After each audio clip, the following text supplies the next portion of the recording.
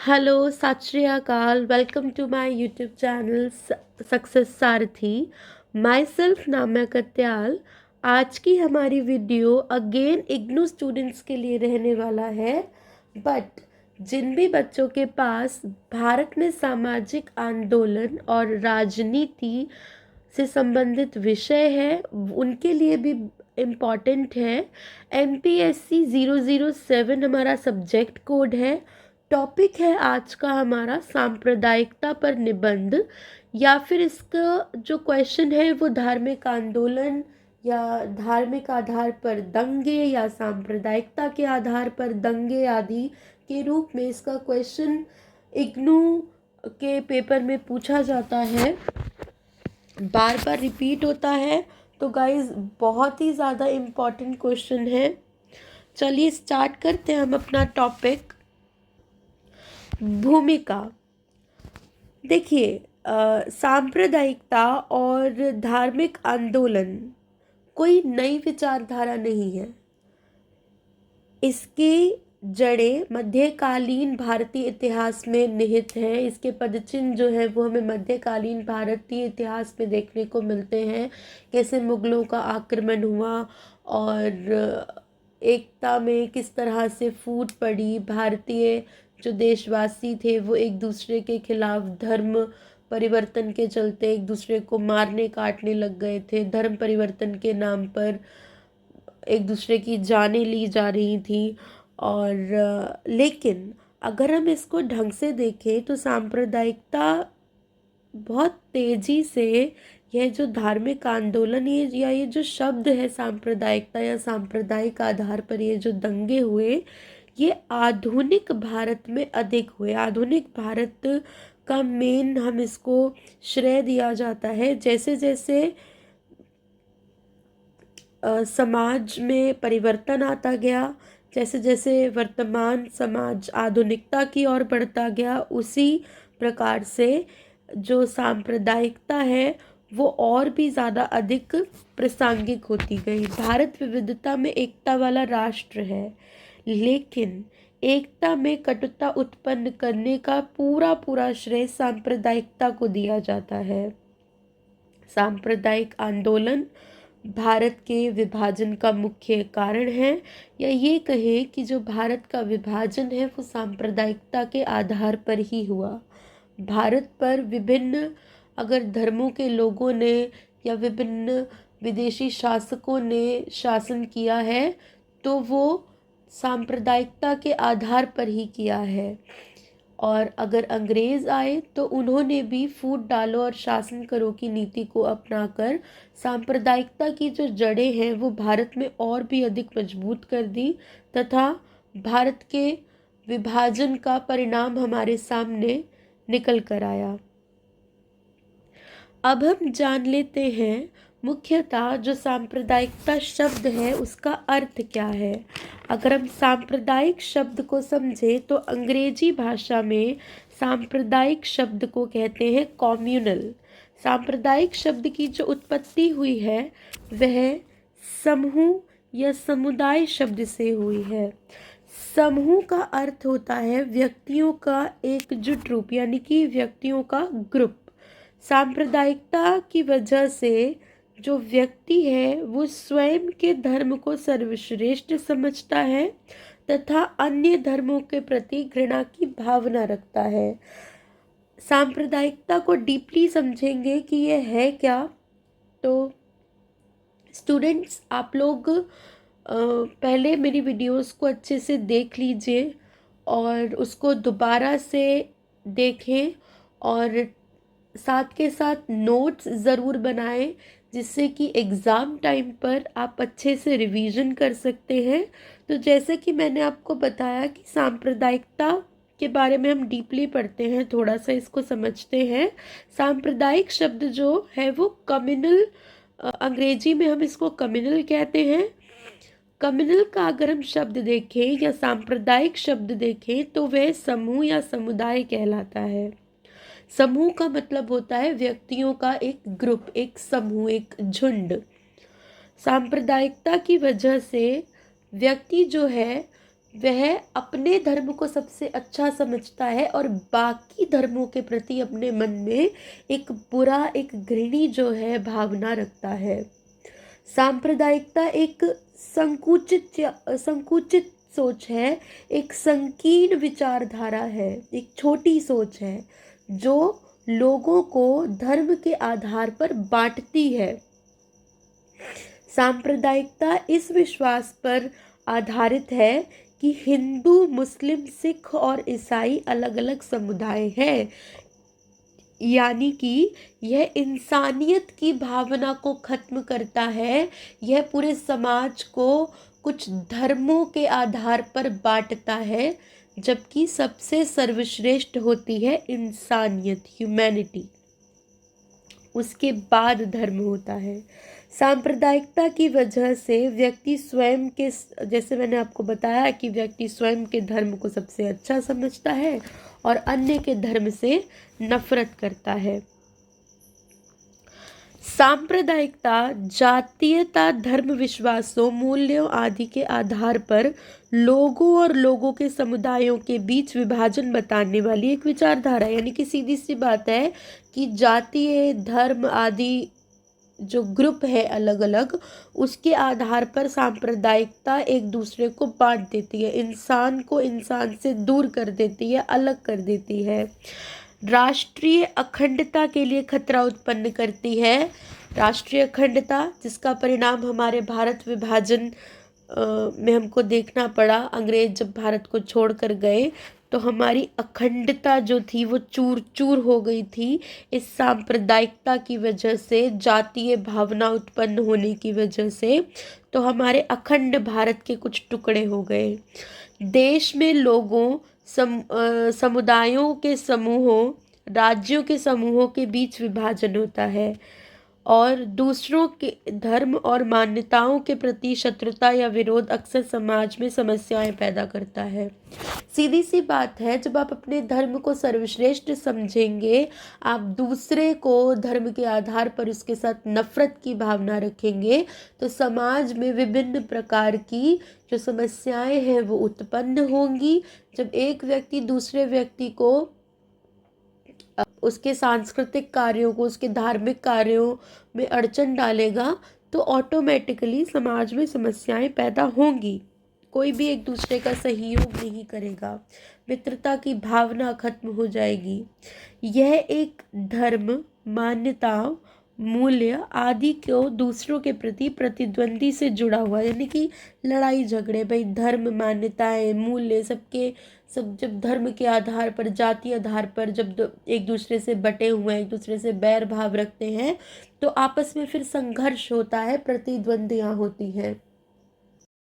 अब हमारा टॉपिक है नेक्स्ट, भारत में सांप्रदायिकता का स्वरूप। तो अगर आपको क्वेश्चन आ जाए कि भारत में सांप्रदायिकता का क्या स्वरूप है, तो उसमें भी आप यही सब कुछ लिखेंगे जो मैं आपको बता रही हूँ इस क्वेश्चन में।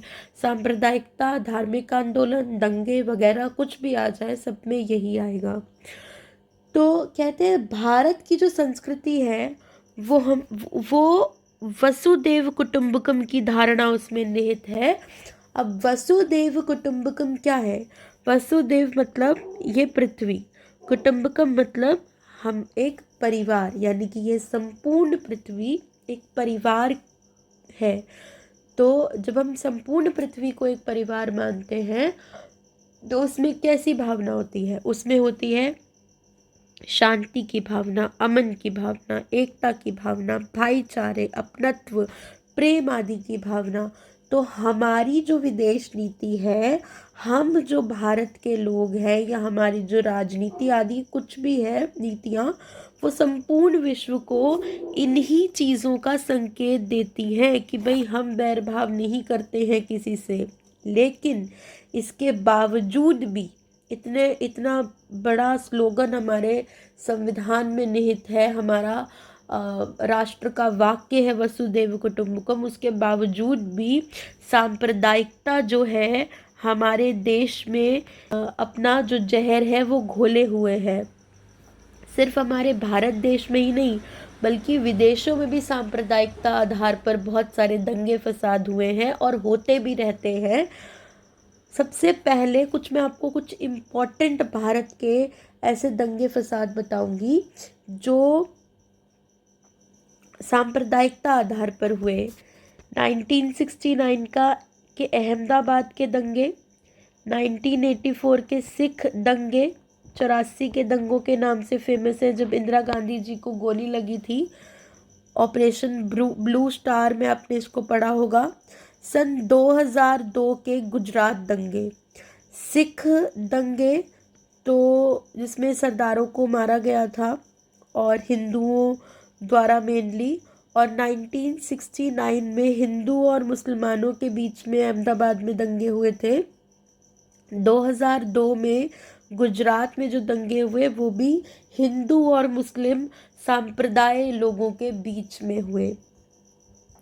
तो ये जो धारणा है ये एक जहर है। ब्रिटिश उपनिवेशवाद के बाद आधुनिक जो भारत है उसमें सांप्रदायिकता की जो जड़ें हैं वो काफ़ी ज़्यादा गहरी हो गई।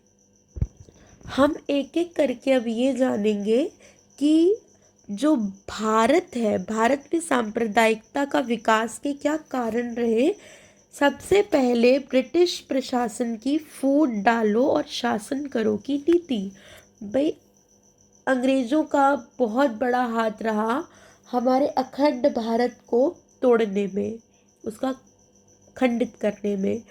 हिंदू और मुसलमानों के पुनरुत्थानवादी जो आंदोलन थे उसके कारण सांप्रदायिकता का विकास तेजी से हुआ। मुस्लिम लोगों के बीच अलगाववादी जो नीति आ गई कि हमें अलग थलग होकर अपना एक राष्ट्र बनाना है। कट्टरवाद की बढ़ोतरी, मतलब अपने धर्म के प्रति कट्टरता की भावना का होना। द्विराष्ट्र सिद्धांत वही दो देशों का, पाकिस्तान की मांग होना, दो देशों का बनना, या इसको भारत विभाजन के नाम से भी आप लिख सकते हैं। और है सामाजिक और आर्थिक रूप से पिछड़ेपन के कारण भी सांप्रदायिकता का विकास हुआ। और राजनीतिक दलों की सांप्रदायिक नीति, यानी कि विशेष रूप से राजनीतिक दल भी धर्मों के आधार पर वोट बैंक की जो नीति है वो खेलते हैं, या ये कहो कि राजनीति में जाति का जो रोल है उसकी वजह से भी सांप्रदायिकता की जड़ें भारत में मजबूत हुई हैं, या सांप्रदायिकता का भारत में विकास बहुत तेजी से हुआ है। भारत में धार्मिक जनसांख्यिकी, देखिए भारत में विभिन्न धार्मिक आबादी की सूची को धार्मिक जनसांख्यिकी कहते हैं, यानी कि अलग अलग धर्मों के लोगों की जो संख्या काउंट होती है उसको हम धार्मिक जनसांख्यिकी के नाम से जानते हैं। दो प्रकार के, मतलब ये जो धार्मिक समूह होते हैं ये मुख्य रूप से दो प्रकार के होते हैं, एक जो बहुसंख्यक है वो, और दूसरा जो अल्पसंख्यक है। तो कौन कौन से प्रकार होते हैं, एक बहुसंख्यक और एक अल्पसंख्यक।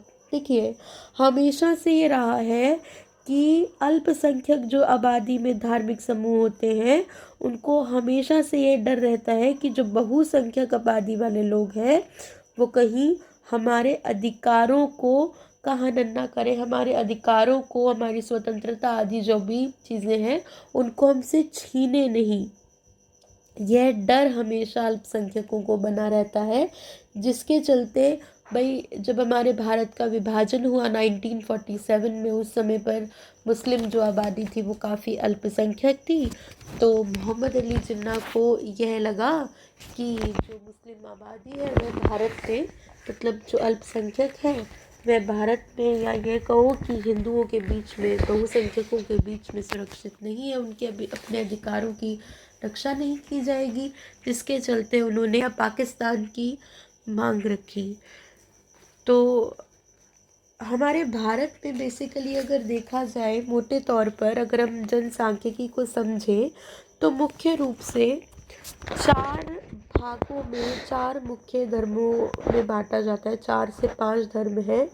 एक हमारा है हिंदू धर्म, एक है इस्लाम, एक है बौद्ध धर्म, मुख्य जो धर्म है वह मैं आपको बता रही हूँ, ईसाई धर्म और अपना सिख धर्म। तो इनकी जो संख्या है, अगर सिख धर्म का देखें तो लगभग 2% के अराउंड सिख धर्म के व्यक्ति हैं।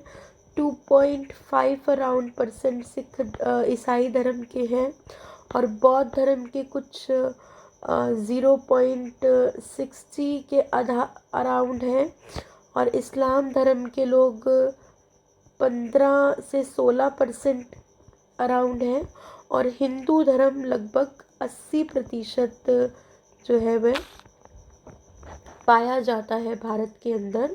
ये हमारे भारत की कुछ मोटा मोटा जनसांख्यिकी है, धार्मिक जनसांख्यिकी।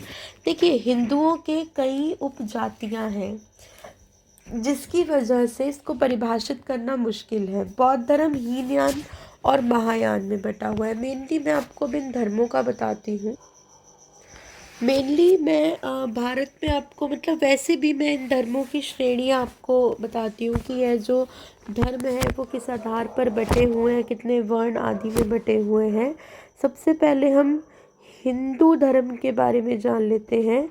तो मुख्य रूप से हिंदू धर्म 4 वर्णों में, जिसको हम कहते हैं, बटा हुआ है। एक हमारा है ब्राह्मण, दूसरा हमारे आते हैं क्षत्रिय, तीसरा हमारे हैं वैश्य, चौथा है शूद्र। यह 4 मुख्य वर्ण में जो है हिंदू धर्म बटा हुआ है। और अगर हम इस्लाम धर्म की बात करें तो इस्लाम भी 2 हिस्सों में बटे हुए हैं। एक होते हैं शिया और दूसरे होते हैं सुन्नी। अगर हम बात करें अपना बौद्ध धर्म की, तो यह जो बौद्ध धर्म है, बौद्ध और जैन धर्म भी हमारे भारत में है। बौद्ध धर्म 2 पार्ट में बटा हुआ है। एक है हीनयान, जिसको हम बोलते हैं, दूसरा है महायान। और अब अगर हम बात कर लेते हैं आपका जैन धर्म की, तो जैन धर्म भी हमारा 2 भाग में बटा हुआ है। एक श्वेतांबर और दूसरा है आपका दिगंबर, राइट। और इसके अलावा देखिए, सिख धर्म किसी भी पार्ट में नहीं बटा हुआ है, रखते हैं। तो ईसाइयों का भी 2 उसमें विभाजन हुआ है। एक है हमारे कैथोलिक और दूसरा है प्रोटेस्टेंट, राइट। ये मैंने आपको जो मेन धर्म है हमारे भारत में पाए जाने वाले, वो किस प्रकार से बटे हुए हैं। हिंदू धर्म 4 भागों में, और इस्लाम के 2 वर्ण, बौद्ध के 2 वर्ग, जैन 2 वर्गों में, और ईसाई धर्म भी 2 वर्गों में, और सिख धर्म किसी भी वर्ग में नहीं बटा हुआ है। सो गाइस, अगर आप सभी को मेरा वीडियो पसंद आता है तो मेरे वीडियोस को लाइक कीजिए, कमेंट करके मुझे ज़रूर बताइए, और ज़्यादा से ज़्यादा अपने फ्रेंड्स के साथ, अपने कॉलेज ग्रुप्स में शेयर ज़रूर कीजिए, और मुझे कमेंट में ज़रूर बताइए कि आपको नेक्स्ट वीडियो किस टॉपिक पर चाहिए। Thank you for watching.